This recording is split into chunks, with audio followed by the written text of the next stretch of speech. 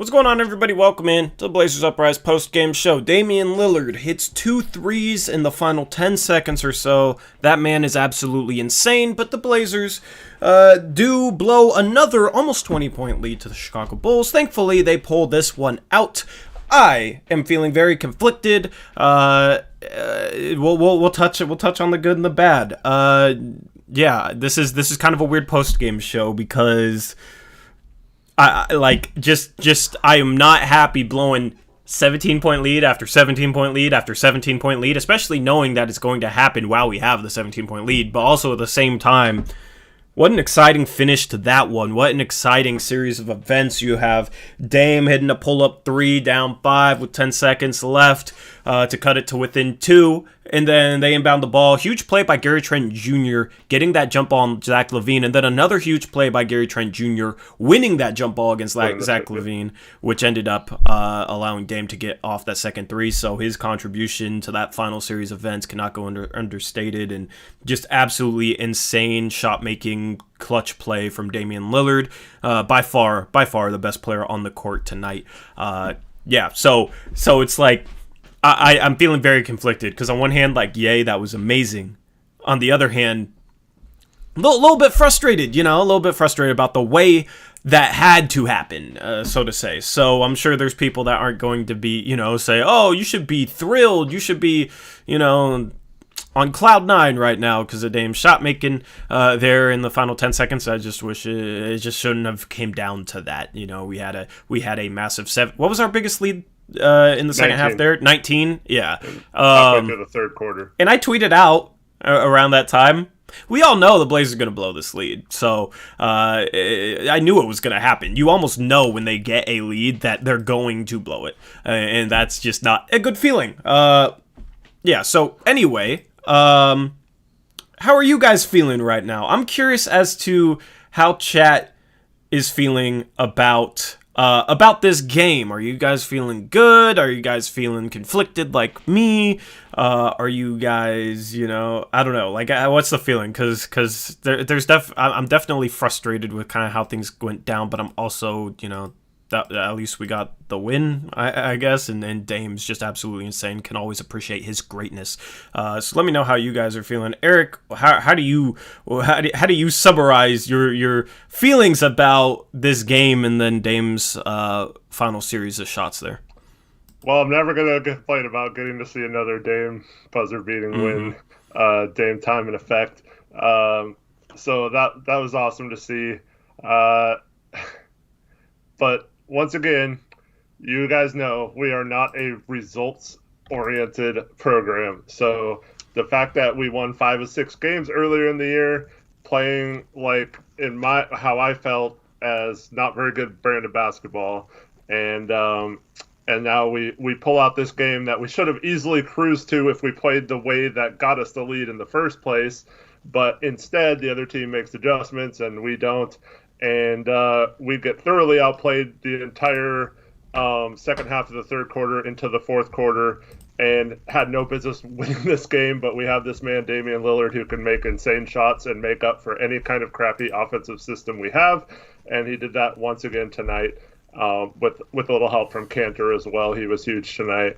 But yeah, it's basically just, okay, we blew a 19-point lead. Dame, you're just going to have a miracle tonight. That's the only way we can win. And he did pull off the miracle. He can do it. Yeah, he can do it. He's one of, if not the best player in franchise history, so he's more than capable of leading the team to a victory like this. But, it's just, I don't know. It's hard to get too excited about beating the Bulls by 1 point the way we played for a lot of that game. Yeah. Do you guys hear that static too, or is that just me? Because if you guys don't hear it, it's fine. I don't know if it's, I don't know where that's coming from. That's a new sound.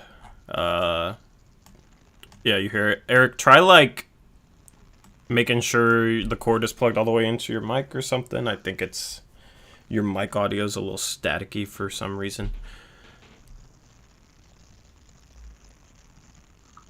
Huh. Weird. Okay. Anyway, I don't know. I guess we can work through it. So yeah, it's Okay, there, it's fixed. I don't know what you did, but it worked. There we go.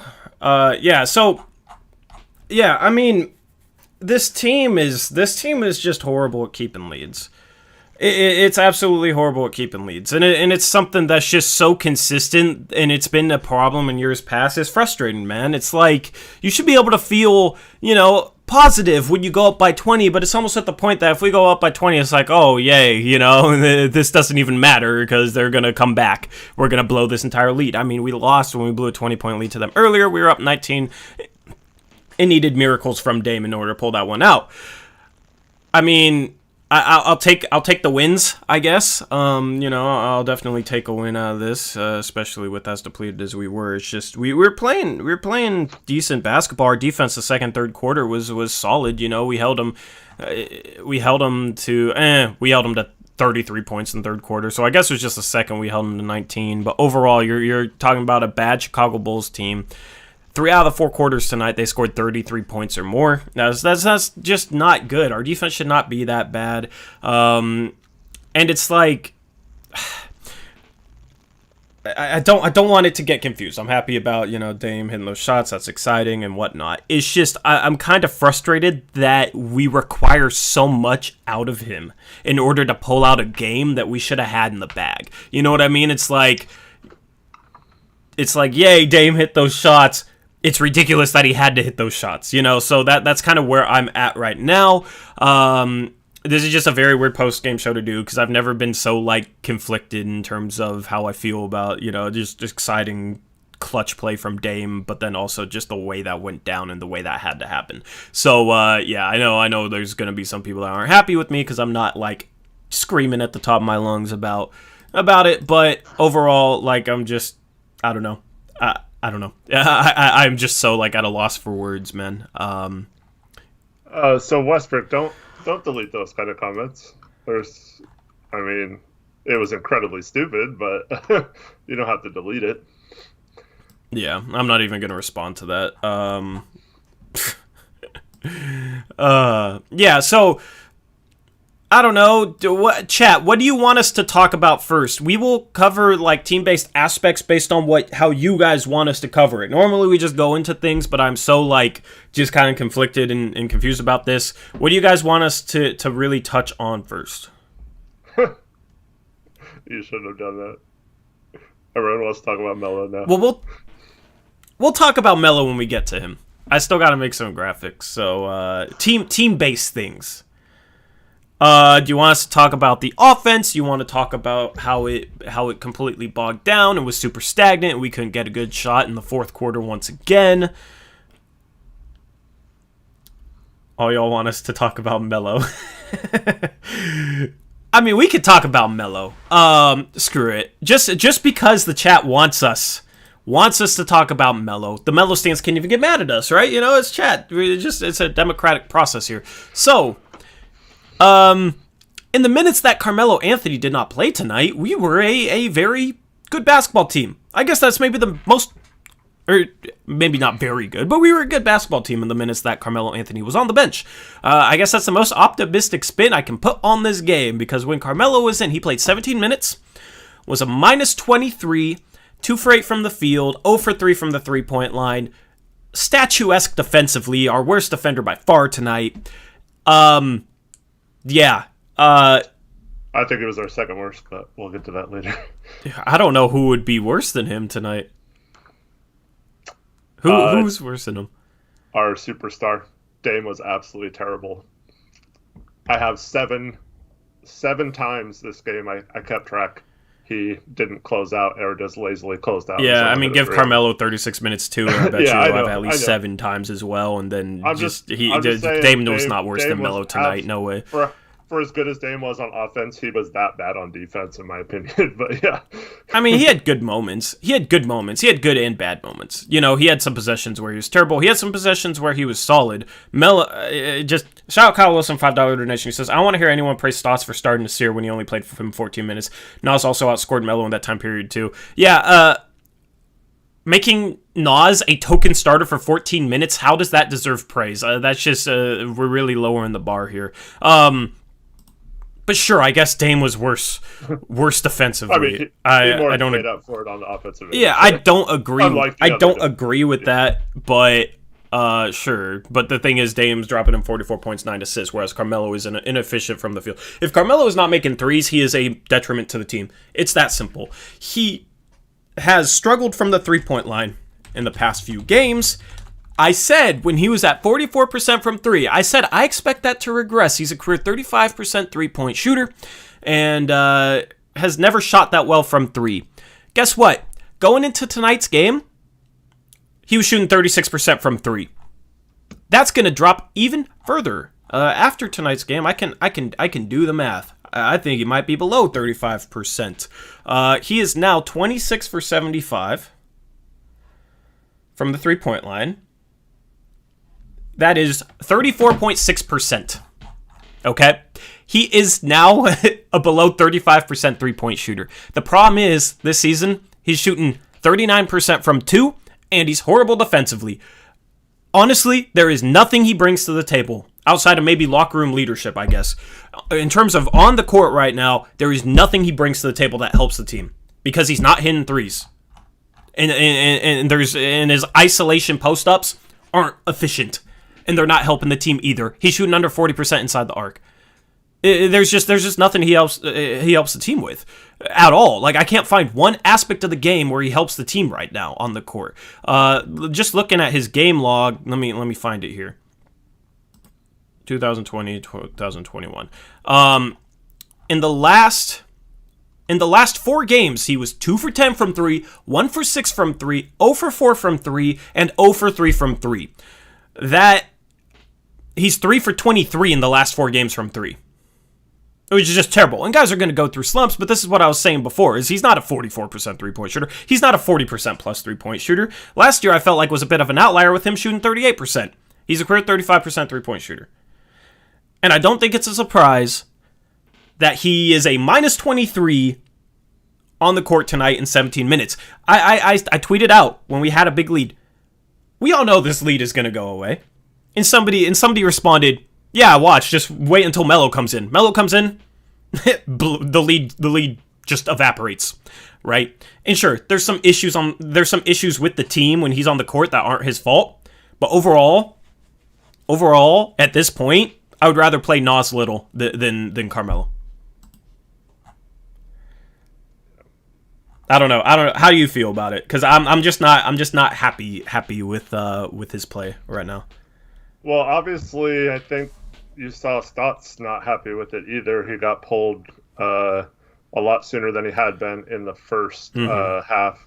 But yeah, I don't think he should be playing 30-plus minutes like he did last game. I know part of that's due to injury, but I thought we were going to play him in shorter spurts, keep him fresher and stuff like that. But yeah, there's this team talked about it. That's why I mentioned Dame. I'm not like saying it's bad or like Dame had a bad game or anything, but like this team talked about taking accountability on that end of the court this year and that they were going to take accountability. So if you're going to be that lazy off ball like Dame and Melo and Cantor sometimes gets, players like that, like you cannot tell me credibly that you're holding yourself accountable on that end and then give those kind of efforts on the closeouts that they're giving, that kind of weak kind of help defense, that week of rotations. Like there were times where they literally just stood there. Melo's probably the worst example of this, more often than not, but like a pass will get kicked to the corner and they're wide open and the guy just stands there and doesn't run out and and then like kind of walks and puts his hand up. And if we just closed out a little harder, some of these threes might be a little tougher. It's just frustrating. And then the times you do see them, like we have a lineup at the beginning of this game, right, where we have 3 good perimeter defenders in there, and it looks a little better at times, but it just takes like one person at the back end of it to break down, and it ruins the whole defense. And until we get them all on the same page, we're going to continue to have these problems. And if there's players like Melo that stand out that much on the defensive end in games like this, it's like killing us to put them out there sometimes in these situations. Yep. I mean, Blockboy says, Tori, where was all this plus-minus talk the last 2 games? Don't worry, all said it don't matter much, and tonight you've yelled it twice. Well, that's because that game was the outlier. 100%. And that's because Melo didn't play good. The thing is you can play good and have a poor plus-minus, and it's not your fault if you're playing well. The problem is, more often than not, Melo isn't playing well. Because, honestly, just what does he do at an even average level right now? He's a below-average three-point shooter now on the season, under 35%. He's far below average inside the arc. He's not even shooting 40% inside the arc. He's a below-average defender. Passing-wise, I wouldn't say he's necessarily average. I mean, I guess for his position, you could say he's average. Okay, cool. For his position, he's probably a little bit below average of a rebounder. You know, I don't know. He gets less than 4 rebounds per game, and he's playing like 25 minutes, and he's a power forward, right? So I don't know what he does that really helps the team. You know, it just doesn't make sense. Yeah, and it's kind of why I want him to have the situations where if he's hitting shots, that's fine. Like, you can let him create and go to him. But if he starts off missing a bunch of shots, it's like I agree with the fact that he doesn't have to play a lot most games. Yeah. But yeah, it's yeah. I just feel like, honestly, just Melo's a career 35% shooter. Are we sure Nas couldn't shoot 35% from 3? I mean, maybe he couldn't, but at least give him the chance, because he's a better defender, he's a better cutter, he's better running the open court, and he doesn't demand a bunch of inefficient post touches. You know, it's like there's guys out there that didn't get signed that are better 3-point shooters than him and better defenders than him. It's just like, yeah, when he's hitting shots, cool, you know, he can maybe help the team, but he doesn't hit shots often enough. He's inefficient. He's very inefficient from pretty much all areas of the floor other than the free throw line. But it's not like he gets a ton of free throws or anything. It's not like he's James Harden getting to the line to make up for his lack of efficiency from everywhere else. So that's the thing, you know. People love the big name, the storyline, and the narrative. You know, you got to control the narrative, all that type of crap. But just looking at him as a basketball player, if his name wasn't Carmelo Anthony, people would just be eviscerating him right now, eviscerating him, and some people are. You know, it's just. And here's the thing: it's not even necessarily his fault. The dude is almost 37 years old, guy's age. You know, he was once a top 5 player in the league, 100%. You know, it's just frustrating that it's almost like, well, just because of his legacy, I don't know. Like, yeah. You know, it's that's the only, I don't know.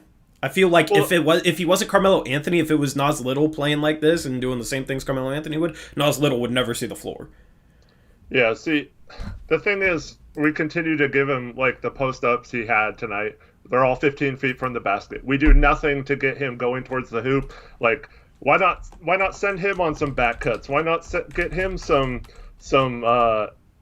like open shots, like, in a different way than just posting up?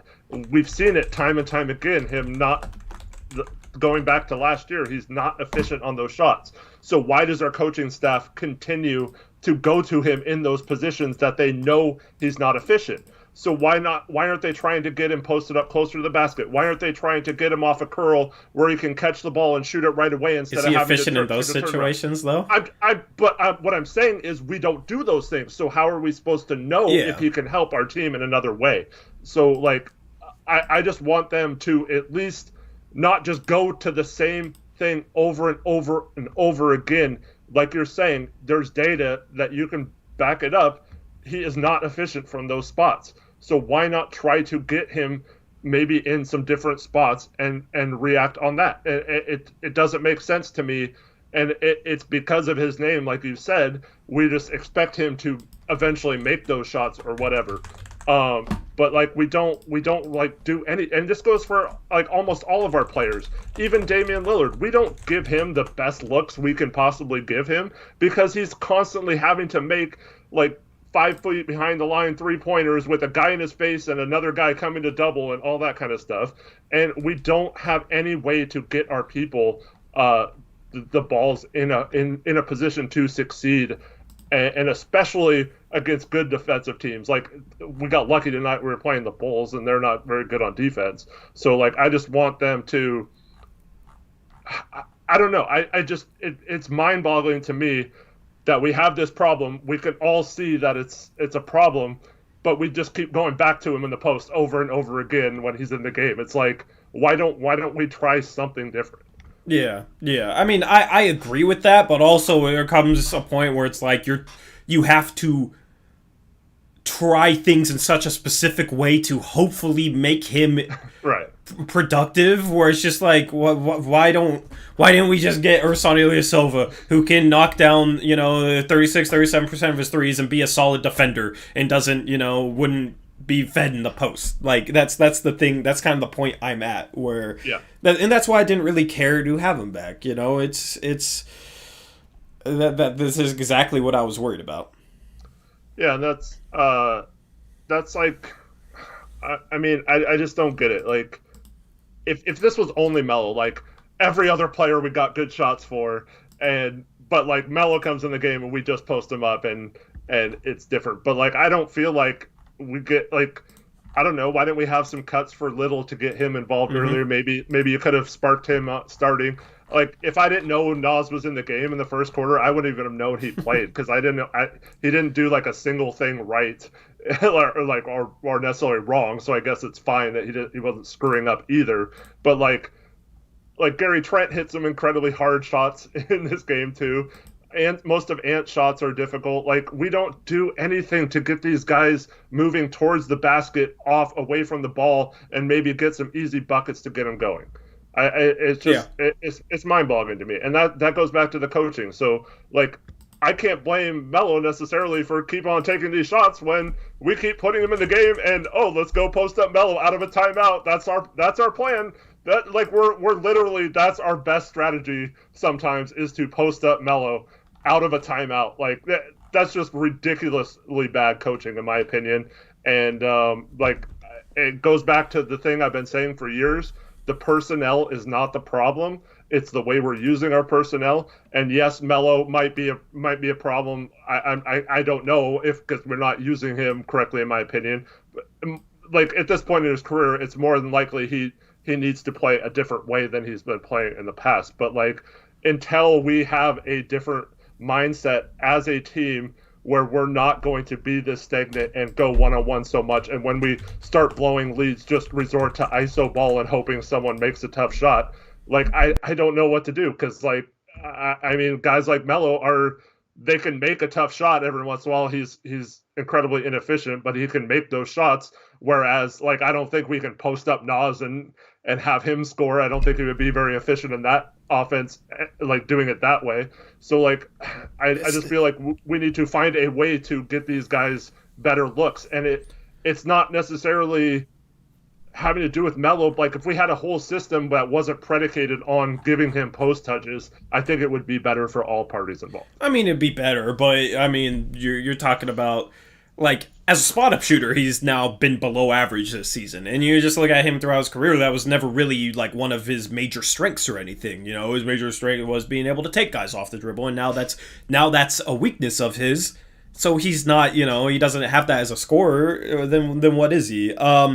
I don't think we should be posting up or isolating anybody who isn't effective doing that. So I agree with that. Cantor's been effective. He's pretty much the only one right now I think we should be posting up. Yeah, but it's just like, what I want to see what Melo is shooting out of the post, because you say, Nasir Little can do that. I think Nasir Little might be able to shoot 30% out of the post. You know what I mean? It would be a smart strategy to, like, say, we're going to go into this game and Nas is going to get 5 post touches in this game, no matter what the flow of the game is or what happens, what the lineups are. We need to stop and give Nas a touch on this possession or whatever. Like, we don't think that way with other players. I don't understand why we do it with Melo when he's especially like on a night like tonight when he's not having a great game. Yeah.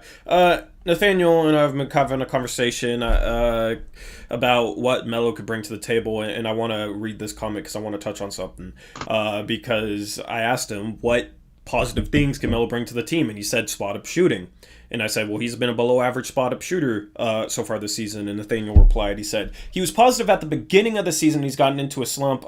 Like Rocco, I agree we shouldn't post him up. Here's the problem, though. His slump is just regression to the mean. It's not the outlier. Like, he, for his career, is a 35% three-point shooter, not a 44% three-point shooter. So if anything is the outlier, it's not him regressing to the mean. It was him shooting 44% through the first 10 games or whatever. And I predicted this, you know. He's not that good of a three-point shooter. Most guys in the NBA aren't, you know.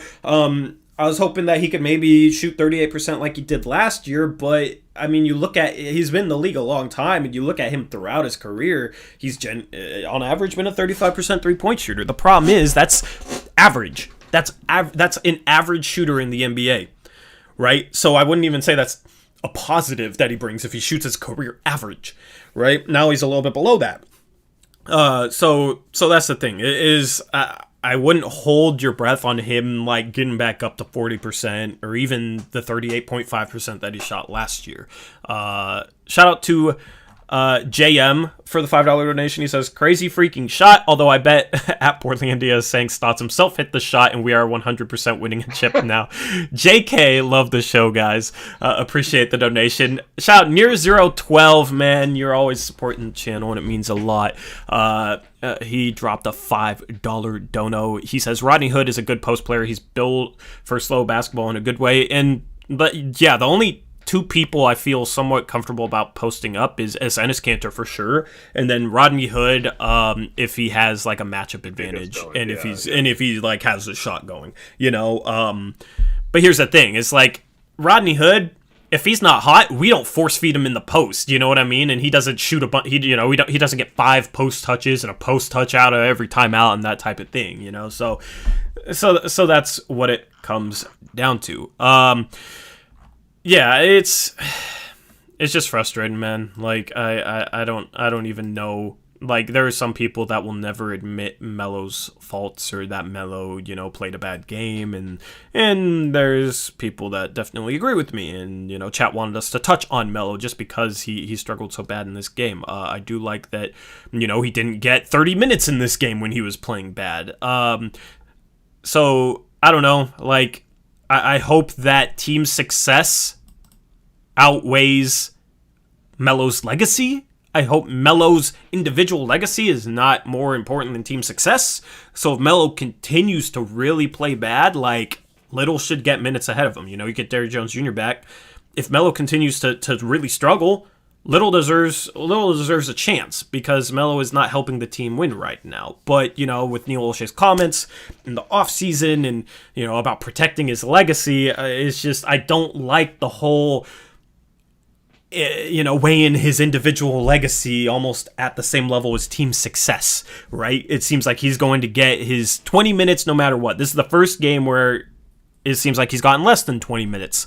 So yeah, that's kind of an issue that I've had this season. Like no one player's individual legacy or individual aspirations or whatnot should outweigh what's best for the team. So that's, I don't know, like that seems like it should be common sense, right? But I don't know if it's common sense in regards to the Melo situation on this team. Yeah, well, I mean, you kind of touched upon it earlier, but the name thing, I feel like the coaches and the players feel like he's still the old Melo a little bit too. I mean, yeah, but, I don't know how you watch him and think he's the old Melo. You know, I watched the old Melo. You know, so I don't know. Like, I think the I think players and people in the organization might be a little bit delusional when it comes to him, you know, too close to the situation, too fond of Melo, because just he's nothing like Nuggets Melo or even, you know, early New York Knicks Melo, and I think that's pretty obvious at this point. And partially, I mean, this doesn't have a lot to do with Melo, but I mean, we played bad when he got benched in the second, or went to the bench in the second half too. It's not like we played great once he left the floor either. So that goes back to the whole team concept, and yeah, we're only as good as how good all 5 players work together. I felt like, or we let them get momentum, from that bench unit. That's what I would say. But go on. Well, like. Someone on Twitter pointed this out that, and he was absolutely correct. The communication and just the flying around was good for a few minutes in the second quarter, and there's no surprise that translated to having our best quarter that quarter. But then in the second half, like, I didn't hear much communication at all. Like I said, there was lazy closeouts and rotations were bad and all that stuff. So there was a timeout with a few minutes left. And the next 3 possessions, we gave up a wide open 3 to Lauri Markkanen. He only made 1 out of the 3, but like, it was just awful defense every possession. And then the 4th possession, instead of just standing there for a 3-pointer, since he had only made 1 out of 3, he cut right down the middle and got a dunk. And they took the lead by 2 on that play after being down 19. And it's just like, we call a timeout. So this is what happened. We played good defense in the second quarter, right? We hold them to 19 points, I think, in the second quarter. And then after giving up like 34 in the first quarter. But so we played pretty good D. And then this is what happens. Oh, you know what? Our defense was really good that quarter. Let's just keep doing that, guys. We got this. Just keep playing that way. And then the other team adjusts their offense, how they attack it. They do little tweaks to pass the ball to different areas or to set up their offense in a different way, and all of a sudden the defense goes to crap again, and we don't have a way to adjust to it. We tried to like trap, and it was like the worst traps ever. Yeah, and it led to some of those open shots. It was just ridiculous. I mean, here's the thing with traps. Like, okay, cool, Stotts is throwing it out there, but the team needs to get better at the team should not be anywhere near this bad at executing a trapping scheme. The team is terrible at executing the trapping a trap, and it's not because of their like athletic attributes or individual attributes or a personnel thing. It's not because of that at all. It's because of executional aspects, defensive rotations, help side positioning. Mostly, honestly, a lot of times we don't trap hard enough. We'll send 2 guys at the ball, but we won't. We'll give him like a 3-foot gap so he can easily just pass out of it to wherever he wants. You don't want to do that. When Dame gets trapped, do they give him a 3-foot gap? No, they smother him.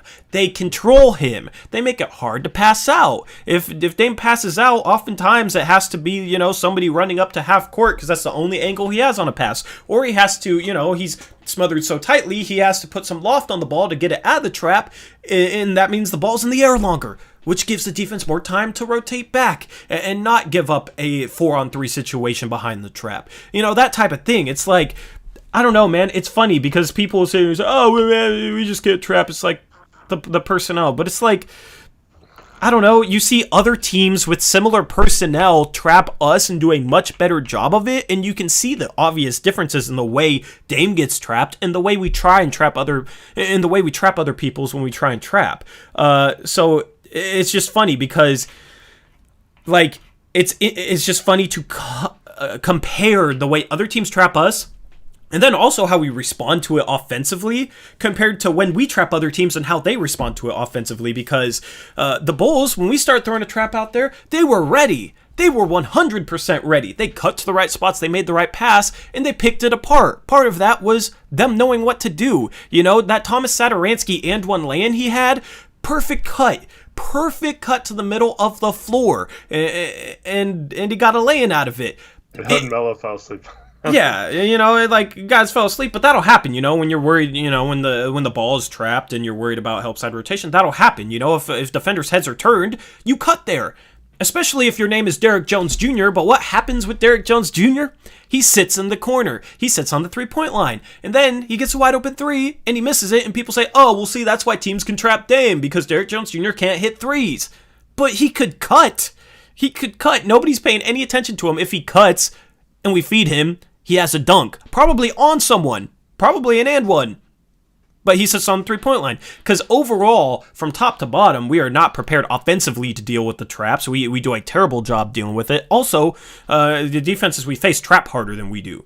So that's why our traps aren't that effective. So that's the thing. Okay, I like that Stotts threw it out there, but it's almost like he throws it out there and the team doesn't seem to have worked on it enough or know how to execute it well enough, and then it doesn't work, and I almost feel like Stotts is just like, see, it doesn't work, we can't do it, look at what they're doing, but it's like, yeah, they're not executing properly. Get this team executing traps properly, it would be effective thrown out there as a wrinkle, 100%. It's an execution standpoint. It's not due to personnel, when we struggle to trap.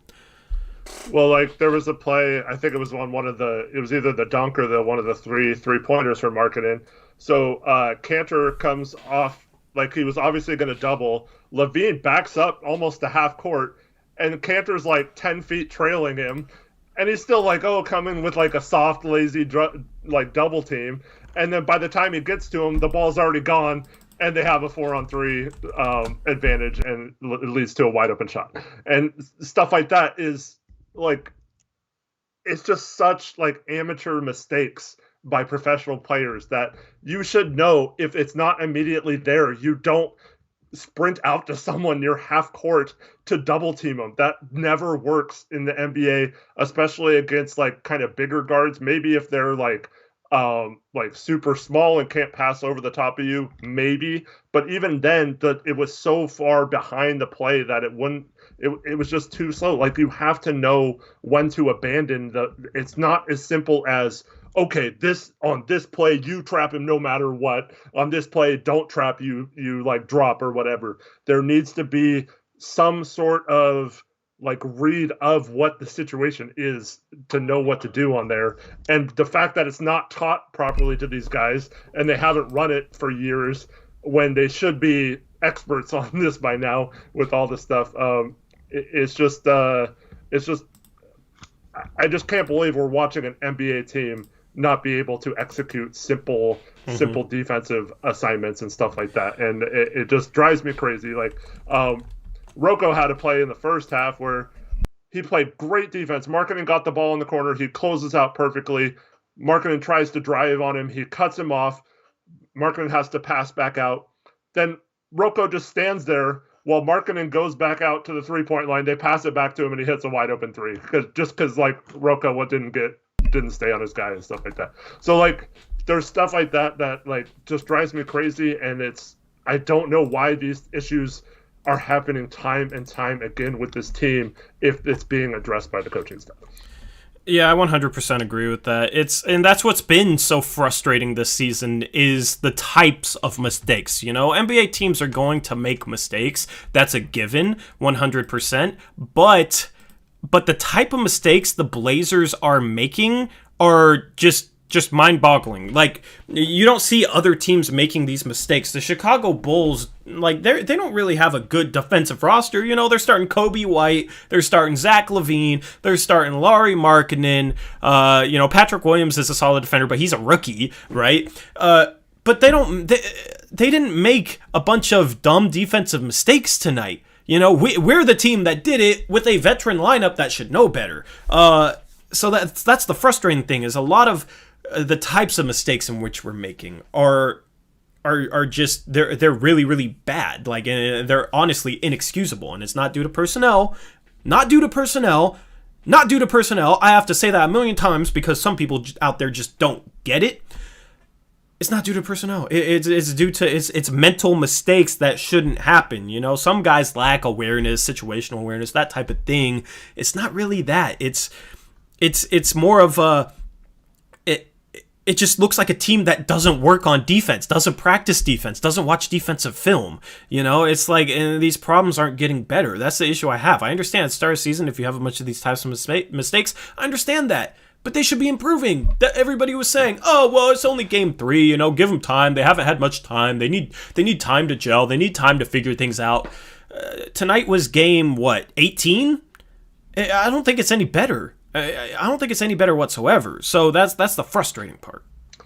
And the second half of this game, we gave up, 69 points again? 68 points, maybe? Let me look here. 69 points. Yeah. Take out the points. second quarter, and, which... honestly, it was them missing a lot of open shots. So honestly, I don't even know if our defense was really that much better. You take out the second quarter, though, and in the first, third, and fourth quarters, we gave up 103 points over those 3 quarters to the Chicago Bulls. That's terrible. That's terrible. And sure, it's just cherry picking quarters, whatever. But I mean, that's what happens when teams like, I don't know. It's just like that's what happens to us. Yeah, is we'll have like one quarter where they miss shots, but then like the other 3 quarters they'll pop off. Yeah, see, like I said, the other team makes adjustments to how they attack at halftime. We don't, and then they have a half like that. It's just because we thought, oh, our defense played good in the first half. We don't really need to change much, right? Mm-hmm. Let's get to some donos real quick. So Jackson Burgess got an Australian $5. He says, I need to give Cantor props for how well he's been playing. Shades of our Western Conference Finals run. Yeah, I mean, Cantor with another great game tonight. He's finishing well inside. I felt like they got him. I was talking, I think it was after the last game, maybe the game before, about trying to get him more going to the basket, like in the white side position. I felt like they did that a little bit today. He also got some deep post position and scored on some mismatches, and I like to see them taking advantage of that and going to him when he has those kind of things. Yep, and then shout out to Shaggy Squid, $5 Australian donation.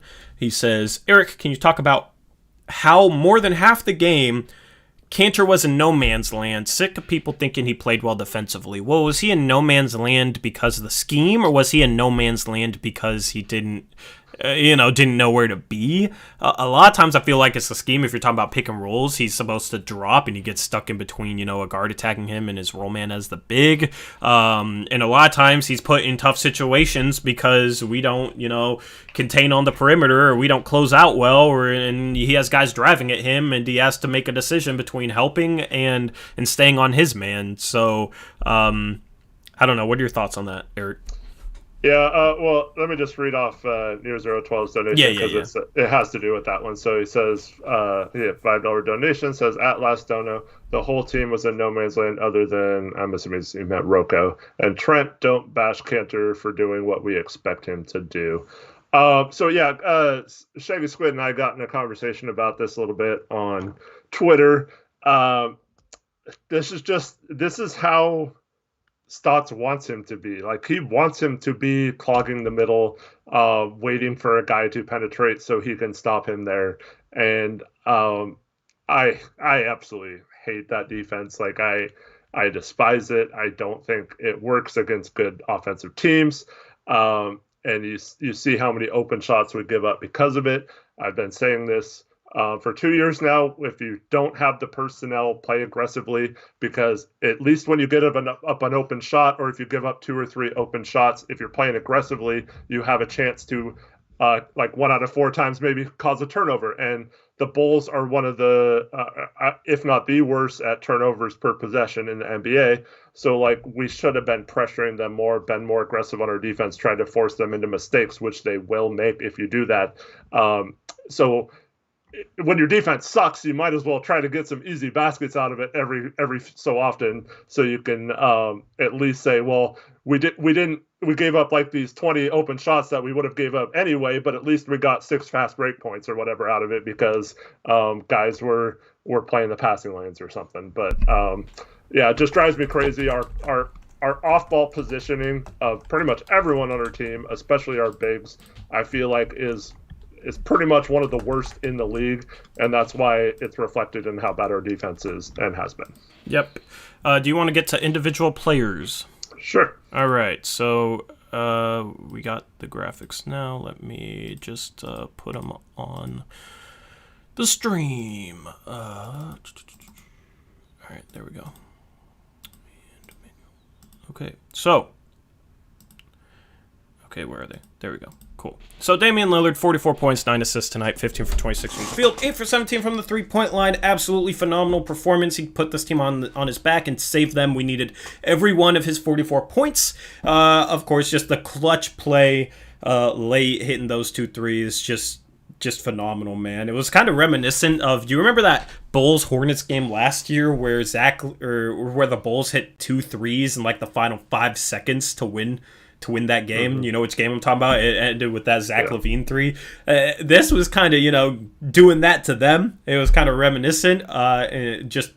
Dame's just adds another game-winning shot to his highlight reel, man. He has a ton of them, and he's just... It's going to be cool to see just how many buzzer-beating, game-winning shots he has at the end of his career, because he's already had a bunch, and I know there's more to come beyond just this one. I always love seeing him just perform at such a high level and do the things that he does. Yep, I mean, we're lucky to have him. He's an amazing player. I mean, 6 points in 12 seconds or whatever it was. It's just amazing. Tip of the cap to Trent for getting him that extra possession at the end. But Dame pulled this game out for us. It was just awesome. Like I was hoping it went in. Obviously, I'm stoked about the victory, and that shot was awesome. Jackson saying, people on Twitter saying it was a foul, not a jump ball. I thought it was a jump ball. It was not a foul. It was not a foul. Not at all. Yeah, I might have to look at it a little closer, but it looked like just... See, I hate when teams don't try to like go for the steal. Like, why do you just intentionally foul? At least go for the ball, because maybe you can tip the ball and not foul or something. But then I also hate when the refs anticipate the foul and just blow the whistle no matter what happens. So I was glad that the ref waited to see what actually happened before blowing the whistle. I thought it was a jump ball, but I didn't get like a super close angle on it either. Yeah, it was a jump ball. That if they called that a foul, that would have been pissed. That would have been weak. But Dame got on fire at the end and won us this game, and we stole one that we probably should have lost tonight. So, yep. Dame is... Go ahead. I was just gonna say, like, so we had someone like, man, you guys are in here being negative again. I mean, there's nothing positive about blowing a 19-point lead.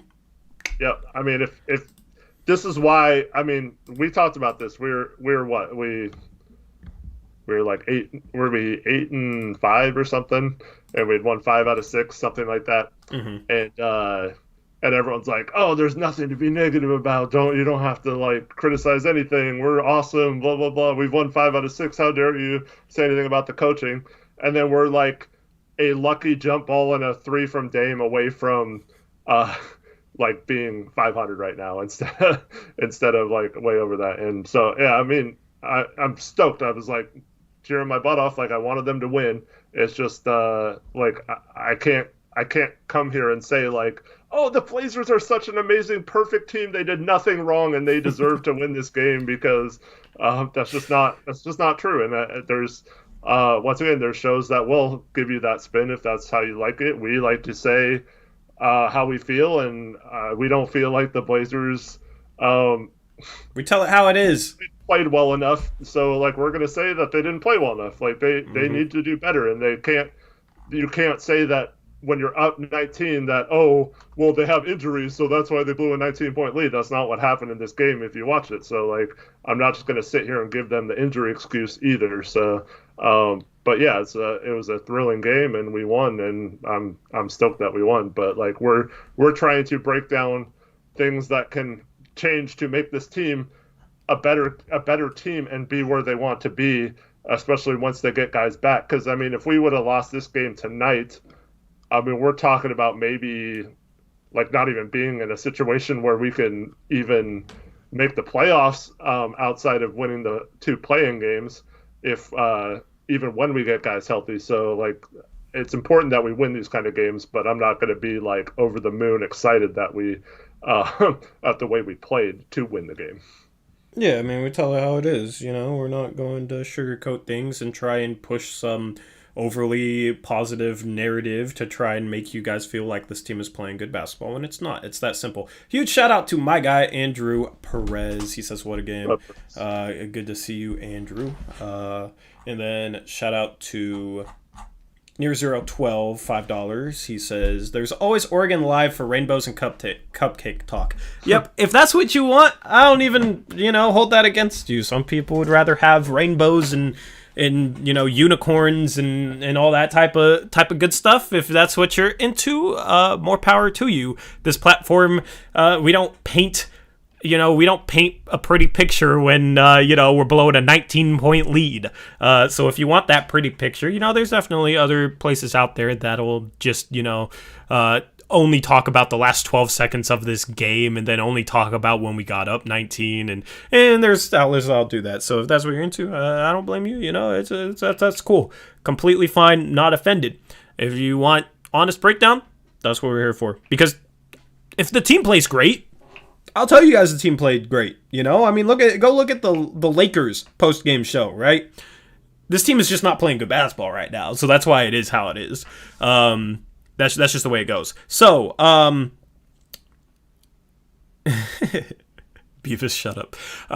So it's just Dame popping off. He's now averaging 29.6 points per game. He's more efficient than he was last year so far. Part of that is his efficiency from the line. I'm just basing that off true shooting percentage, which I believe is the best gauge of efficiency there is. So just honestly, he is matching what he did last season. This is a season high, isn't it? I thought he had a 45-point game. He might have. I'll look it up. He might have. I'm already on his stats page, so I can find it real quick. He had a 40-point game earlier this season. That was his highest total before tonight. So tonight is a season high. Okay. He's been more consistent. Last season he had 3 60-point performances and multiple 50-point performances. This year, just looking at his numbers, it's pretty much identical to last year's. He's just done it without the super nuclear performances. But that just shows his worst performances of the season are better. He's just more consistent. Because opening night he had 9 points, right? It's opening night. His next lowest scoring total was 17 on January 9th against the Kings in a game that he only played 29 minutes and we won by 26. And he was 5 for 16 that game. You know what I mean? But, you give him his normal allotment of minutes, he's getting over 20. Every other game, he's had at least 20 points in. So he's just been consistently phenomenal for us. It's funny how people were worried about him at the start of the season for some reason. Those people are kind of silly, and I was saying that at the time. I think this year, he's going to have to put the team on his back, much like he did last year, and this game is representative of that. Yep. Completely agree. He's a great player, and I think the problem is he was so good last year that the same thing happened with Nurk after his 20-game run here. His numbers the next season weren't all that different from the Nurk fever run, but everyone's like, oh, Nurk sucks now. He's not as good as last year, blah, blah, blah, because they just expect not only that, but then to improve on that or something and be better than you were last year. And so it's just kind of funny to hear people say oh, Dame's trash, or he's having a horrible game when he's got I heard that from several people when he had 13 points in the first quarter, and he had missed a couple threes but was shooting over 50% in the quarter, and all this stuff. It's it's just crazy to me. But I think it's just it's the Tiger Woods effect, I call it, where Tiger was so good at golf and he won so many tournaments that if he doesn't win a tournament, it's oh, Tiger sucks. He can't even win this week. No, he's won the most amount of tournaments ever. He almost always wins, and that's not normal for someone to do that. So the fact that Damian's held to this level of expectations, I think is so I don't know how many 30-point games he's had where someone's oh, Dame had an average or bad game. It's he still scored 30 points and had 8 assists or whatever. Just think about it. Everybody loved Brandon Roy, right? What was the most points per game he averaged? 22 and a half. You know what I mean? And it's just over the course before Dame before Aldridge left, it was 22, 23 points per game is really, really good, and it just was out of the realm of comprehension of what if we had a 30-point per game scorer right? Now it's like we have a 30-point per game scorer, and he'll drop 30 points in a game and do it somewhat efficiently, and there's Blazer fans out there that won't be satisfied. It's funny how that's gone. But yeah, he's third in the NBA in scoring right now. He is on Kevin Durant's heels. Kevin Durant averaging 30.5 points per game. Bradley Beal is averaging 35 a game. Of course, he plays for a terrible team. Dame has a legitimate chance to win MVP if he carries this team and keeps them afloat with these injuries. And then, you know, Nurkic and CJ come back and we figure things out and we go on a tear. And we end up, you know, maybe a 4 seed or so in that range. If that happens, Dame will probably have to average over 30 points per game for that to happen, because he's really going to have to carry this team with as many problems as they have right now. If that happens, he has a legitimate chance of winning MVP. Mm-hmm. Let me get to this dono real quick. So Chris Stevens, $5 dono. He says, this is a great question. Yeah. When a team is up by 15 plus, what coaching adjustments should be made to protect that lead that Stotts isn't making? Give defensive players more minutes? What's your answer? Yeah, so I think when you have a big lead, you do want to focus on the defensive end, getting stops. And then at the same time, don't get complacent on offense. But this is the problem we seem to have. We go back into not playing aggressive on defense. We don't play aggressive on offense. We go back to being stagnant. We take turns shooting the ball. And then they hit a couple threes and they have the momentum. And what do? We like post someone up, or we go like do a pick and roll, and like someone like Dame tries to drive into a double team and try to score. There's no one moving off ball. There's no screens off ball. There's no action towards the hoop. It's all ISO one-on-one and pick and roll, and that's all we have to go to. And when the other team is feeling the momentum and playing aggressive on defense, they can shut that kind of stuff down. If someone doesn't make a tough shot like Dame had to make tonight in the fourth quarter, then we don't really have an answer to how to combat that. So the other team just keeps getting open shots on one end, and we get poor shots on the other end. And I feel like we need more structure, more aggression on both ends. Don't just settle like, oh, we're up 20. Like we talked about this all the time with this team. We win a game, and they're like, oh, we've arrived, we're fine, we're right back into look at the standings, we're in 5th place or whatever. And then they come out the next game and just completely lack focus or energy or whatever. And it's the same type of thing when you get a lead within a game. You kind of take your foot off the gas and you don't play as hard or don't do the things that got you that lead. And that's been a huge problem under Stotts. At the same time, I do have to give Stotts credit for we do come back a lot of times too when we're down too. Maybe not this year as much as previous years, but we do often make a comeback.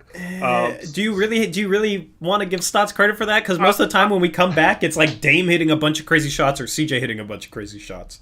Yeah, I'm just saying, like, at times it's hard.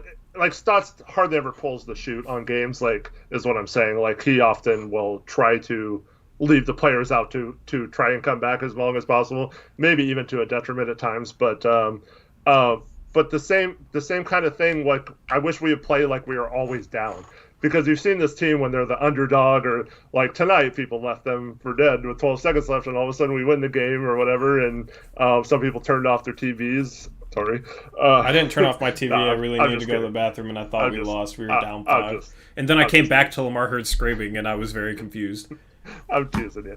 But, like, just play like that. Like, when you're up 15, don't be like, okay, we got this game. We won. Like, we can relax now. No, that's when you should, like, put your foot on their throats and in the game right there, go on another run. Maybe if like at that point, if you hit a couple threes or go on like an 8-0 run, that game's over and they're gonna probably fold at that point. But then they call a timeout. We don't adjust. They have a great play out of the timeout, score a 3-pointer that's wide open, and all of a sudden they're like getting right back in the game. Yep. So shout out to Blazer Tay 2K $5 donation when is Derrick Jones Jr. back, hopefully in around a week or so. I love how Portlandia went from, oh, we will win this game, to now saying, oh, if you told me Markkanen would have had 31 points, I would have said we would have had no chance to win this game. Interesting. And then he says, both Eric and Tori know we are good. We just need to get healthy, and we would be better than their expectations. Well, when they were healthy, they were below our expectations, so I don't understand how that's a thing. And then he says, I keep telling people we win when we turn the ball over less than 10 times. Well, we didn't win because we only turned over the ball 8 times tonight. We literally needed 2 insane 3-point shots to win, so saying that 8 turnovers is the reason why we won tonight when we literally needed a miracle to win is a bit disingenuous in my opinion. So yeah, anyway. As far as Chris Stevens...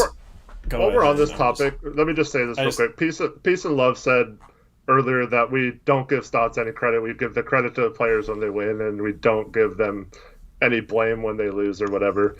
Well, I mean, Tori spent 5 minutes, or longer blaming Melo, so I don't know how that's true. But anyways, on top of that, I just want you, while Tori's answering the other question, I just want you to type in chat some things that Stotts did really good in this game and why he should be responsible for the win. Give me 2 or 3 reasons why you think Stotts did an excellent thing tonight and that led to us winning. Yeah, so as far as Chris Stevens' donation question, basically it's not that we aren't making the right adjustments. It's that we get away from what is working. That's basically why we start giving up leads. We build a lead playing a certain way, and then we get away from it, and the lead evaporates. There's a correlation there, so I think that's the easiest way to sum up pretty much what Eric said. Shout out Kyle Wilson, $5 donation. He says, Portlandia is the Booger McFarland of this chat. Quote, if we make more shots than the other team, we will win every game. That's funny. Not necessarily. Because what if they hit more threes? True. They could make less shots, but shots that are worth more. So, thank you guys for the donations. Everybody's kind of riled up by Portlandia. It's kind of funny to watch. JM, $5 donation. He says, Portlandia is the QAnon equivalent of the basketball fan, completely blind to anything outside of his own narrative, regardless of facts or narrative. I mean, I'm not going to be that harsh on him. But yeah, I do like having contrast in chat. So it's nice to have debates with chat. That's why I reference kind of what he says and respond to it, because it's nice to have contrast. Because me and Eric agree on a lot, Maybe we need a third. We need a break, bro. We need to hire Chad Doing to be our third voice, just so we can have arguments. More arguments on here. I don't know, or we need it. Or imagine if we had Dan Meringue on here. Imagine how entertaining that would be, or drive people crazy. I don't know. But me and Eric look at basketball the same way, pretty much. So it's nice to have some contrast in here. So, yeah. Portlandia says, I would have absolutely been critical of Stotts if we were under 500, and that's. I also like the contrast because it kind of. Portlandia thinks the way Pinwheel Empire thinks and the way a lot of other fans think, where it's just completely results based, where they're not basing any of their criticism or praise necessarily off of what is happening on the court. It's based off things like, oh, how does our roster look on paper, or how does what is our record? It's like, we would have been at 500 with a very easy schedule, and then maybe if we lose the next game, then he would flip from supporting Stoss to being very critical of him, right? But, since Dame hit 2 miracle threes, we're 10-8 instead of 9-9. So that's the difference in regards to how we're going to analyze Stotts. It doesn't make sense to me, but that's how a lot of people look at it. They just look at things like record and the roster on paper and that type of thing instead of what happens on the court. So that we challenge, if you want to support Stotts, we challenge you to watch the things that happen on the court with more attention to the detail of it, and then come with a defense based on what is happening on the court, and not, what does things look like on paper, and what is our record, let me check ESPN, we're above 500 when I click on the standings tab of the NBA section, so therefore Stotts is a good coach. No, I'm cool with people disagreeing. I want better arguments. I wish it was harder to argue your points, Portlandia. I wish it was, honestly, because I like being challenged, and I like and I like debate. It's fun for me. So I'm challenging you to dig a little deeper in regards to your Stotts, and that's in regards to your support of Stotts, and that's what Eric asked Peace and Love, to really bring up 2 or 3 things that Stotts did did well tonight, and Peace and Love's response was called good timeouts, sub Melo out when he was cold, trapped Zach, and not auto-fouled. Yeah, that's not good enough for me, because Melo playing terrible, subbing him out and not playing him 30 minutes a game, that's just common sense to me. Timeouts, the timing of timeouts is... Timeouts are good. I didn't really notice anything in regards to that. I don't like the way we come out of timeouts either. They trapped Zach, but here's the thing with the trap. Like, okay, cool. I'm happy he tried to trap. The problem is this team isn't coached well enough on the trap, it seems like. This team doesn't know how to execute the trap, which I feel like you can blame on some of the coaching. So, like, yeah, he tried it, but he needs to get this team more prepared to actually do it. And then not auto-fouling, I mean, that's just a given. You know, if you can get a jump ball when the guy's holding the ball right there in front of you, if you can grab the ball instead of grab them, that's just common sense from a player. That's not Stoss even coaching. I don't think Stoss said, had a timeout, because that was on the fly, too. That was, Dame hit a three and then they inbounded. It's common sense to, if you can get a jump ball or get a steal, you do it. That's just common sense. Players don't even need to be told that, that doesn't even need to be something that's said. So, I like that you actually came up with something, based on what happened on the court, but that's why I'm not sitting here giving him credit for that type of stuff. Yeah, props to you for giving some examples of what you like. That's totally fine to like those things. I would argue that Levine had 26 points on only 12 shots. Shot 6 of 8 from 3 and 9 of 12 from the field. So, I don't feel like the defense on him was good in general. The defense was good and enough to say, that's a reason why Stotts deserves credit because of this awesome game plan on Zach LaVine in this game. That's just how I feel. But Portlandia says, I'm starting to come to the realization that the assists are not as important of a stat as the assist to turnover ratio. Well, you're focusing too much on paper there, like ball movement. This is where the eye test comes in. All right, this is where the eye test comes in. When the team is moving the ball well, they're obviously passing it to their own players and not turning it over, and it will result in more assists.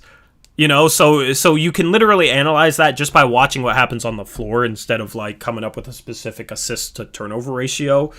Because here's the thing: a lot of turnovers don't happen because they're trying to move the ball, right? If you just tie ball movement and how productive it could be to us to the assist to turnover ratio, you're correlating them too much because a lot of turnovers don't come from attempts to move the ball. It comes from maybe somebody isolating and driving into a double team and committing a charge, or it comes to, somebody getting their pocket picked while they isolate and dribble the ball, right? So, you want a low amount of assists or a low amount of turnovers and a high amount of assists, of course, but it's not, the whole ball movement argument is not just that at all. It's far deeper than that and needs far more contextualization than just looking at assist to turnover ratio. Yep, I completely agree. And it's also why, one of the reasons why we're not as happy as winning this game is because we lost the last two games basically playing the same way, right? Mm-hmm. And that's the problem is we have two games where we have big leads, blow them, and lose the game. We try to make a furious comeback at the end, and we just run out of time or whatever. This game, it worked out. But that's 3 games in a row we've done that. Got off to a huge lead, blown it, and then completely blew games that we should have won. We should be talking about a 3-game win streak right now with better coaching, and if we would move the ball better, this type of stuff wouldn't have happened to where we go through long droughts where we're stagnant on offense and we don't score, especially when Dame's out of the game. We should have a much better way of attacking the basket, and it's cost us games. We got lucky tonight and won this game, but there's no reason why we should have played the same exact way we played the last 2 games that cost us 2 games we should have won, and then be happy about it because tonight Dame makes a miracle 3 and we didn't lose it. It's just crazy to me. And then the other thing I want to say is this kind of ties into good old Twitter beef again, right? So Jason Peterson, after last game, has this thread listen up, folks. Uncle Jason's here to tell you why Stotts is a great coach. And his 2 things were, 1, he made the Western Conference Finals 2 years ago, and 2, Dame likes him. And that's all he had. That's the whole thread. Like he had like 6 posts, and that's all he said as to why he was a good coach. And so and then we got accused of brainwashing. Somebody accused us of brainwashing. Sorry, guys, we're brainwashing you to be anti-Stotts. Bro, like, how do people not see through that, man? Like, it's like he thinks that.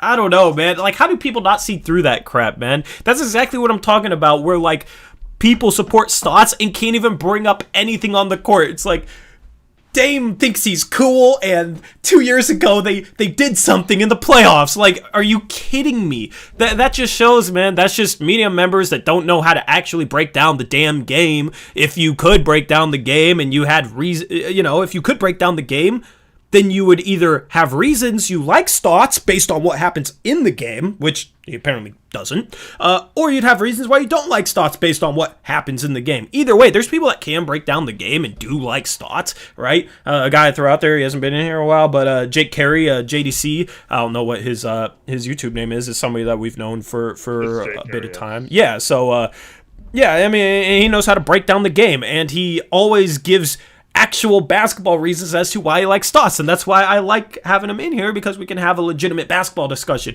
Whereas people like, Jason Peterson and other media members that I'm not going to name, it's mostly just a bunch of surface level stuff. Like, Dame likes him, so he's automatically a good coach, or stuff like, oh, look at what they did 2 years ago. That means he's a good coach for this team. It's crap like that, and I don't understand how people don't see through that. It's baffling to me. Yeah, and so once again, it's fine if you feel that way, but like, he's blocked both of us. I had to look that up on like a I'm not blocked anymore. Page. Oh, you're not blocked by him anymore? Oh, by who? Oh, Jason Peterson? Oh, yeah, I am. Yeah, I am. So weak, and that's because at the beginning of last season we started like trying to break down some X and O's things with us, and every time he just calls us a donkey, and then he eventually blocked us when we were like, what, you don't have a response? Like, you're just going to resort to name calling every time, which he did like 10 times. And then, so yeah, we don't even have conversations with him anymore. But yeah, so it's just, it's crazy. Like, I hope you guys appreciate that we don't just sit here saying fire Stotts. We like try to give you guys reasons why throughout the game this game was more difficult than it needed to be, and we try to break it down in terms that hopefully you guys understand. I hope that people that disagree with us respect our reasoning and understand why we don't think the same way as they do. That's really my hope. Shout out Blue Diamond Gem, $2 donation. He's dissing Portlandia. He said Portlandia is worse than the Russian hoaxers on TV. I mean, I gotta read out donations, but you guys being a little too hard on him. JM, another $5 donation, says Portlandia, I'm just so pumped up right now. That was the best game I've ever watched as a fan. Okay, now I know he's just a troll. This over OKC. Yeah, this game was better than the OKC game where Dame won the playoff series and went off. 50 points. Yeah, come on. I agree with that, JM. I don't know how this is the best game he's ever watched as a fan. That's kind of crazy to me. I appreciate the $5 donation. It might be a $5 donation. Says, sup, y'all. I was really disappointed with the way we defended in the fourth. Help rotations weren't good enough. Great to see Dame hitting his shots, though. Yeah, it's great to have another Dame epic clutch moment. Just want this team to figure things out and play better basketball so they can win more games, so they don't lose, they don't have to have Dame drop 44 points and pull off 2 miracle threes down the stretch, and so that they don't have to, I mean, they lost against OKC because they blew a big lead. They lost against Houston after they were up 20. Like, if we just took care of games where we were up by 15 points or more, we wouldn't be 10-8 right now. We'd be like 13-5, and we wouldn't be worried about our injuries because, like, okay, well, we have a big cushion. We are 8 games above 500, and we still have Dame, and sure, there's going to be games we struggle and whatnot without those two guys, but we're 13-5, right? But instead, blowing those leads and doing some of the things that we do, which, honestly, blowing those leads is not something that you can just excuse away with injuries, because how did we build that lead in the first place then? We get away from what was working and we blow those leads. It's that simple. It's not a personnel-based thing. And it results in us being 10-8, and we were in 8th place going into tonight's game. Like, it's That's what's frustrating about it is we should. I honestly feel like we should be 13-5, and I think we've lost maybe 3, 4. We've probably lost 4 games in which we've had at least a 15-point lead, maybe 4 or 5. Rough estimate. And sure, we've come back from a couple double-digit leads, but one of them was against an Atlanta team we were far more talented than, and one of them was against Toronto, which was a good comeback. But that's why I said, that's why I evened it out to 3. That's why I evened it out to 3. Like, we should honestly be 13-5 right now, but we've blown far too many big leads because we've gotten away from what's working.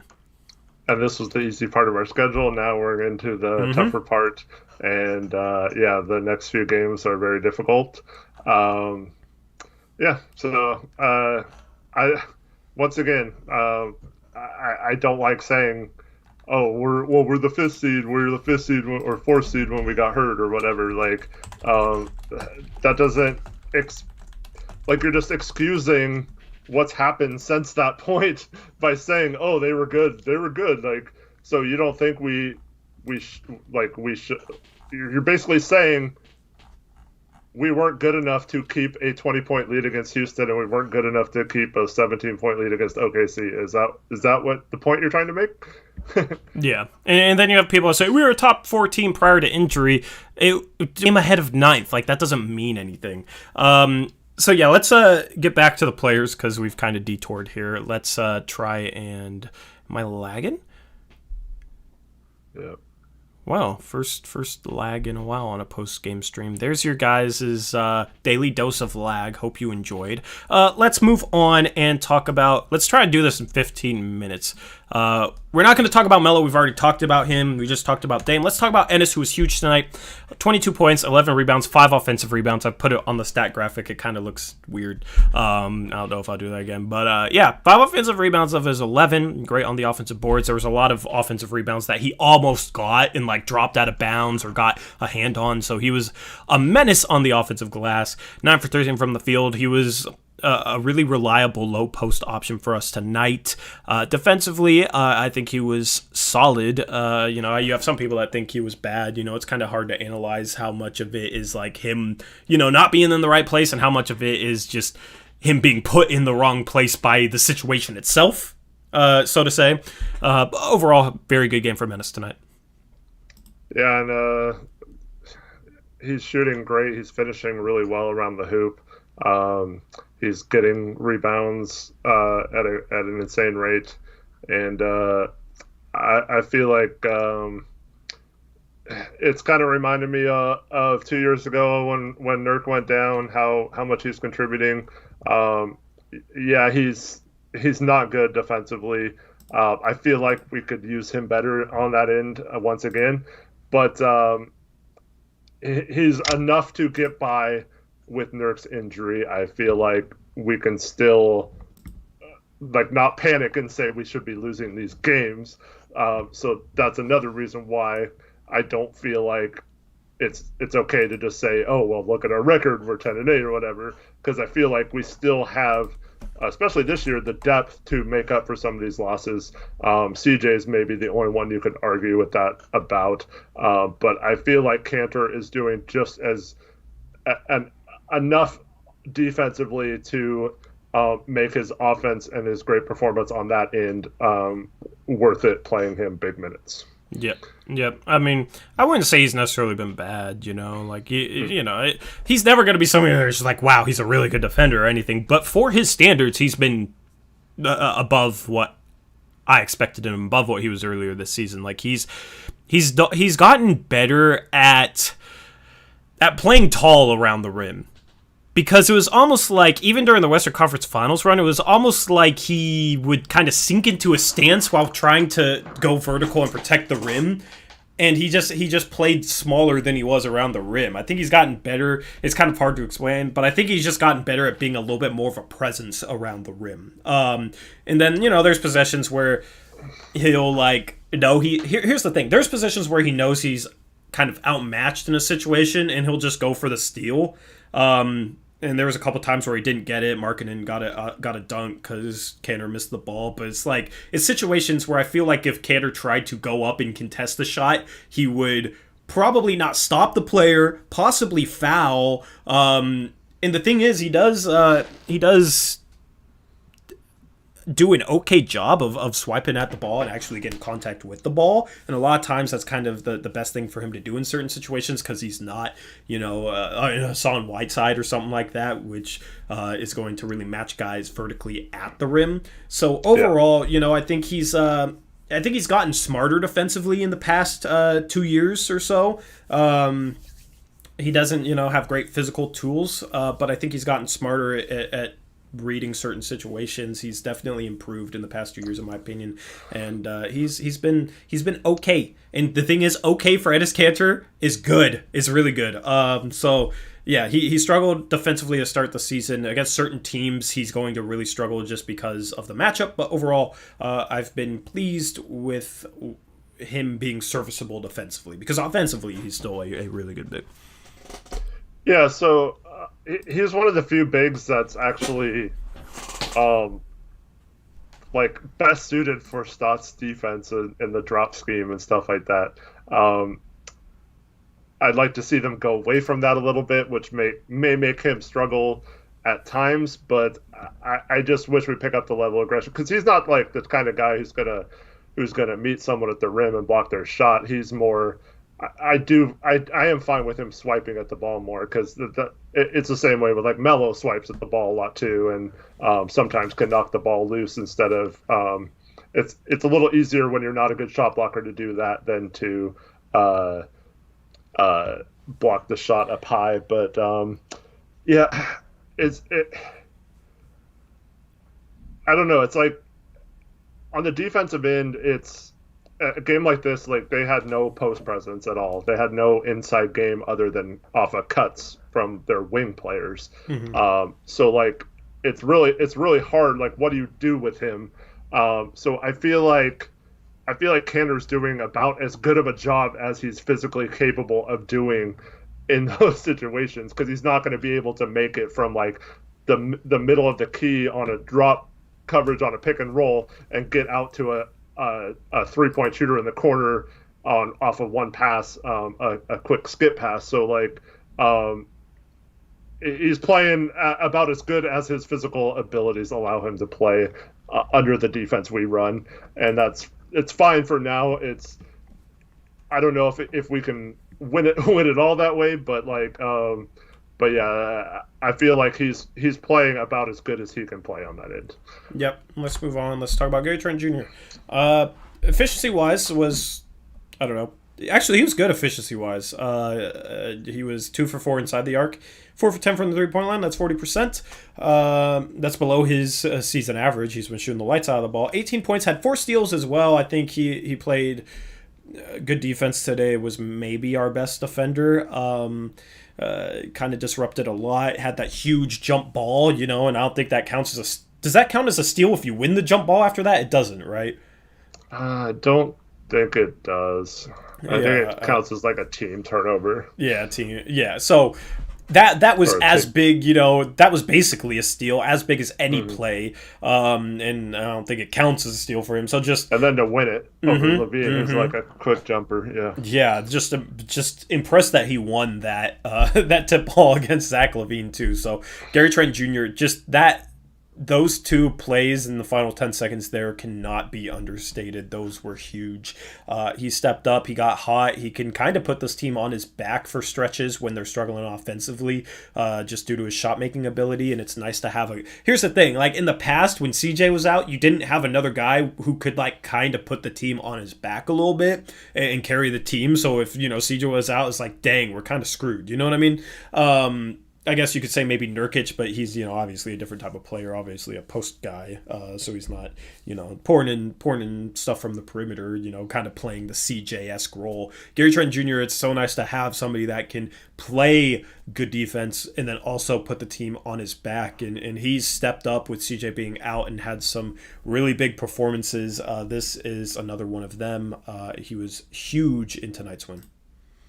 Yeah, and I feel like Hood was looking like he could have been that player last year until he got hurt. And then Trevin mentioned Seth Curry the year before that. So, but like Seth more gets shots within the offense, where Trent does too. But like Trent's hit some like really tough shots with guys in his face when he gets hot, and then he hits another one. And I love when I see him hit a three, because I know he's going to be like looking to shoot another one. And both him and I'm assuming this next player, I don't know if he's next on the slides or not, but our young backcourt has played really well the last couple games of it. He is 2 slides from now. Okay. I just did it in order of points. So yeah, he's been huge.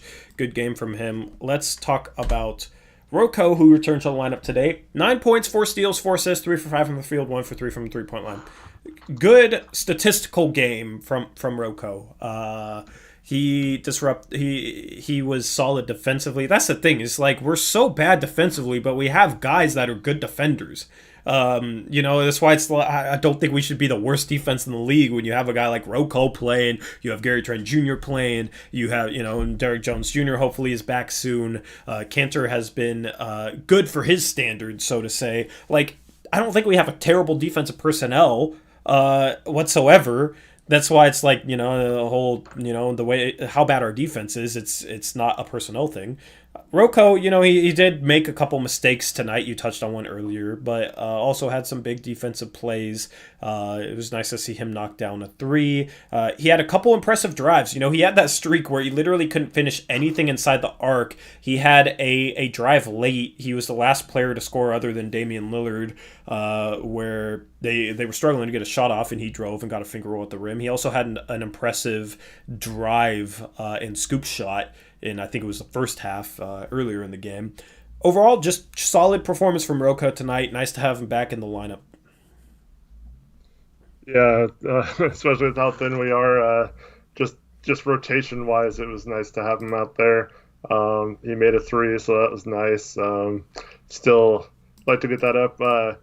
Thought there was that play at the end where Dame was trying to dribble around and get a shot. He couldn't. He had to pass to Rocco. He couldn't get his 3 off. He had to drive and lay it in. It looked like that was probably going to be the game there, but thankfully we got 2 more possessions out of it, and Dame made him pay. But yeah, so we need him to step up. And I feel like our starting lineup tonight is arguably better than the starting lineup we had in game 1 this year. The only argument you could have to that is maybe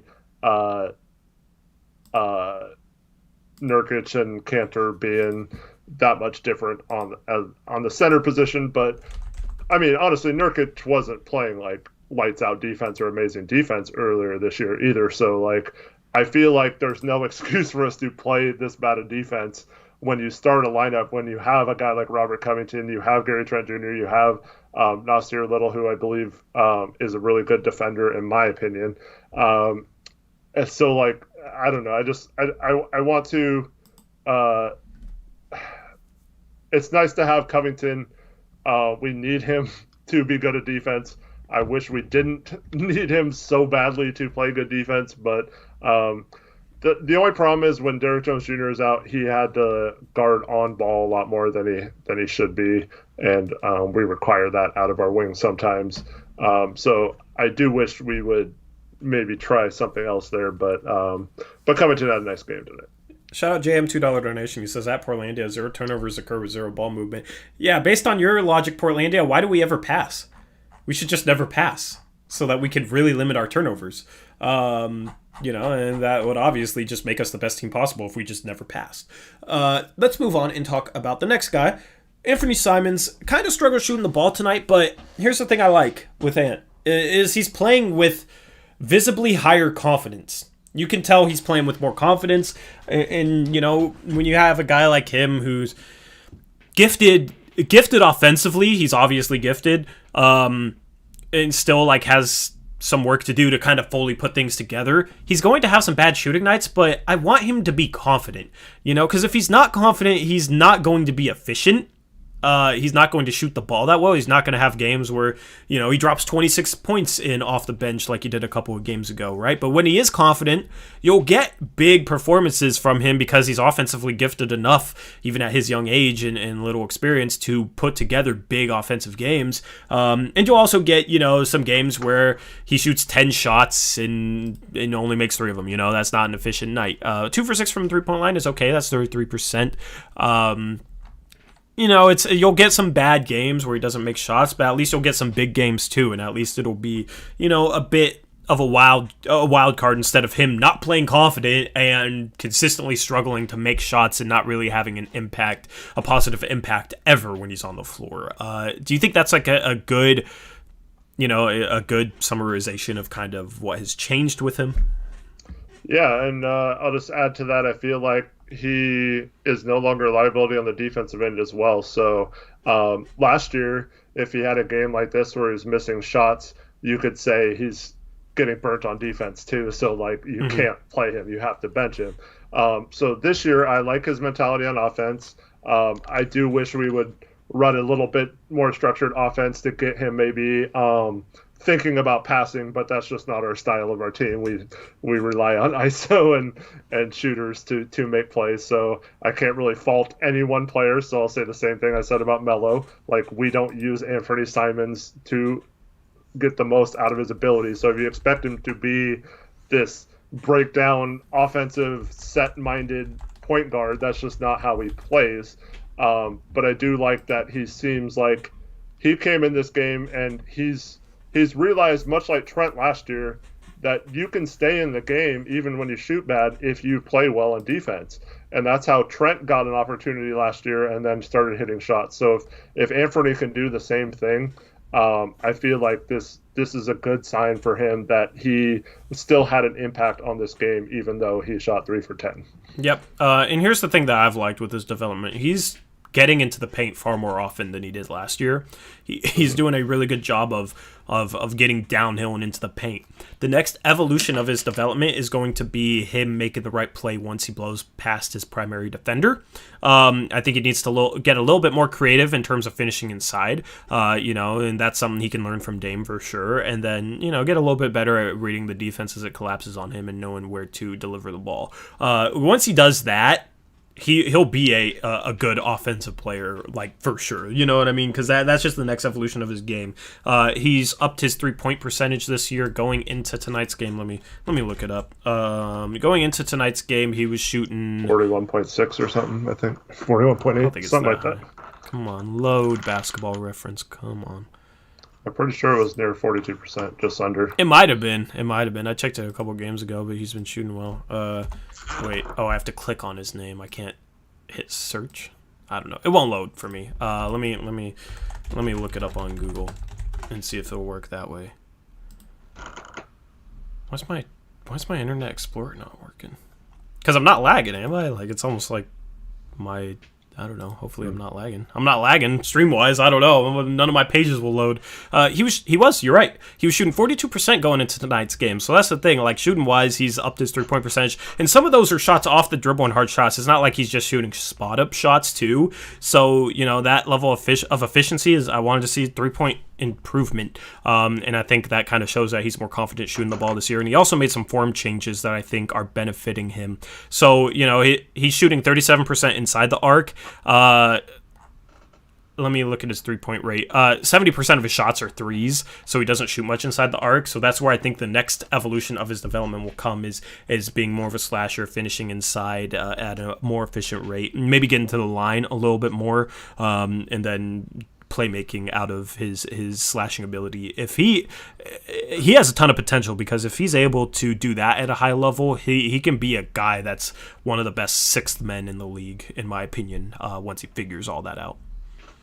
Yeah, and I mentioned this a few times, but like since he's considered the backup point guard right now, he has to do so much more than a Gary Trent Jr. has to do.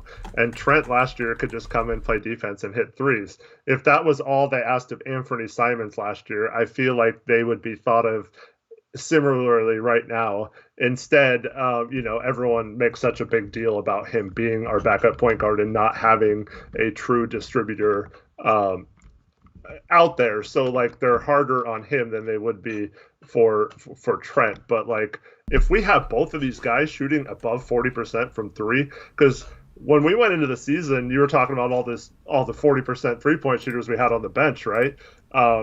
And that didn't include Anthony Simons because his percentages were awful last year. So if he becomes a 40% 3-point shooter consistently with this improved defense, we have a couple of young like bulls on the bench that can come in and influence games and outcomes. And we've seen now a few games in a row where they actually had a major impact on how the game turned out. Yeah, and with how guard dominant our offense is, we need guys like that, especially with CJ out, to step up and do that, because otherwise our offense completely just falls apart and doesn't function. So, next guy, we got Harry Giles. Had a maybe his best meaningful game so far this season. 7 points, 3 rebounds, 3 for 5 from the field. Hit a contested 3 near the shot at the end of a shot clock buzzer. He's 3 for 6 from 3 so far this season. I want him to shoot more. I want them to run some pick and pop. Maybe he had a couple nice rolls though, starting off his first stint in the game where he finished at the rim. 3 for 5 from the field, 1 for 1 from 3. You'll take that. Overall, played a very solid game, and I think he looked a little bit more comfortable tonight than he has in the past couple of games, and I think we'll continue to see that trend. Yeah, I like that they got right when he came in, he got that long pass for a dunk from Dame. I thought that was good. And then a couple plays later, he finished. I hope that was going to lead to a bigger game. He didn't really do much in the second half. Oh, he hit the 3 in the second half. But he kind of was forced to shoot it because the shot clock was running down. So I'm hoping he can build on this and eventually be someone who is a little bigger part of the offense, especially if we're struggling with that second unit. But yeah, I liked his energy tonight. Got some people in here mentioning the plus minus stuff earlier. But I liked what I saw of Giles. He was just good enough to keep them afloat in his minutes. Yep. So yeah, I want to see them utilize his playmaking a little bit more. I still like him as a passer. You go look at some of the things he did passing wise in Sacramento. We haven't really seen that yet here. So and I think that could help the bench offense function a little bit better and kind of spark some ball movement and that sort of thing. Anyway, Jake said he stopped watching with 30 seconds left. I feel dumb now. Honestly, so did I. I really need to go to the bathroom. I stopped once they were down 5. Once Kobe White hit those 2 free throws, I was like, oh, it's over. They're down 5 with 12 seconds left. So I don't know. I was like, all right, you need to get ready for this post-game show after this loss. I come back and Lamar Hurd is screaming and I'm confused. So it's not just you, man. It's not just you. But let's move on and talk about the last player before we sign off here. You got Rodney Hood, 6 points, 3 rebounds, 3 for 6 from the field, 0 for 1 from the 3-point line. Looked solid off the bench tonight. Hit some shots inside the arc, which hadn't really been falling. Looked a bit like his old self, not a huge impact offensively. He played 27 minutes, only shot 6 times, only had 6 points. But overall, he's looking more comfortable. Still think he's not quite to, his pre-injury self, but he's getting there, and it's nice to see the improvement. Yeah, and it's good that he played 2 games in a row. I feel like if he can just have those nagging injuries go away, and hopefully this time he can play several games in a row. I don't know if he'll play the back end of the back-to-back we have coming up, but other than that, just a normal rest off a back-to-back is fine. But if you skip that thing, I hope he can play several games in a row, maybe get up to 10, 12 games in a row, and keep building upon his feeling better and more confident, stuff like that. Yep. I forgot we have one more player to get to.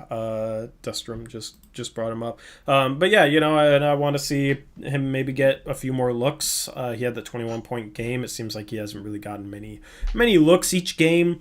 I feel like when our offense is struggling off the bench, like we need to try and utilize him more because he can get hot and he can provide a spark, much like a Gary Trent Jr. Now Gary Trent Jr. is in the starting lineup. So here's the thing, like Rodney Hood was the starting 2 guard with Gary Trent Jr. off the bench initially when CJ went out. Whichever one of Rodney Hood or Gary Trent Jr. is on the bench, we need to utilize them because they we usually need a spark off the bench, and with Melo struggling to shoot the ball, and Simons can provide that spark, but I think Rodney Hood could provide that spark as well.